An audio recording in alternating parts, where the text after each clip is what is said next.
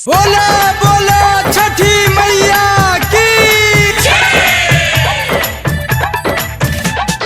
DJ Amit Tiwari अपहर अखन अपने सब सुन रहल छी माँ दुर्गा एक्सप्रेस के शानदार प्रस्तुति।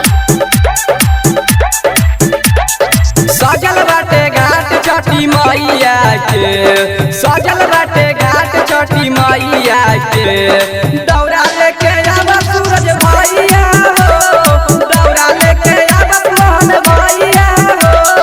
लागे देर कदी भौजैया हो, लागे देर कदी भौजैया हो। दौरा लेके आवा मोहन भैया हो, दौरा लेके आवा सूरज भैया हो। दौरा लेके आवा मोहन भैया हो। डीजे अमित तिवारी अपहर प्रेम से बोलो छठी मैया की। भोर से कहतानी चले के घाटे, मेकअप में बाटे ओझराइल हो।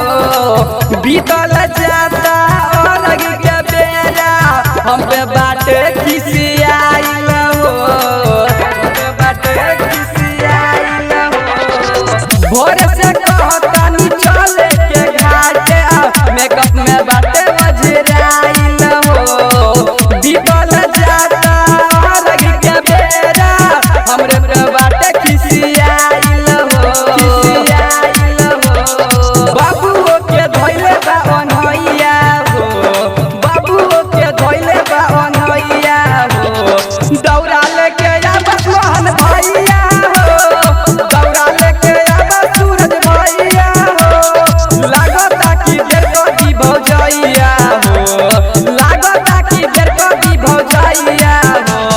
दौरा लेके आवा मोहन भैया हो, दौरा लेके आवा सूरज भैया हो। माँ दुर्गा एक्सप्रेस के शानदार प्रस्तुति। डीजे अमित तिवारी अपहर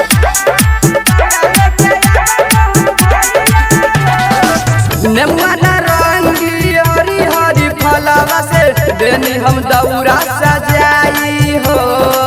सिंगिया बाजार से ललकी चुनरिया वो हम लेनी मंगाई हो, वो हम लेनी मंगाई हो। नेमुआ नारंगी और हरी हरी फलवा से देनी हम दौरा सजाई हो।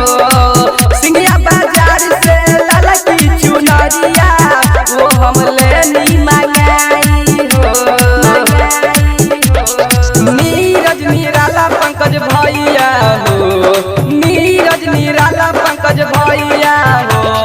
दौरा लेके आवा मोहन भैया हो, दौरा लेके आवा सूरज भैया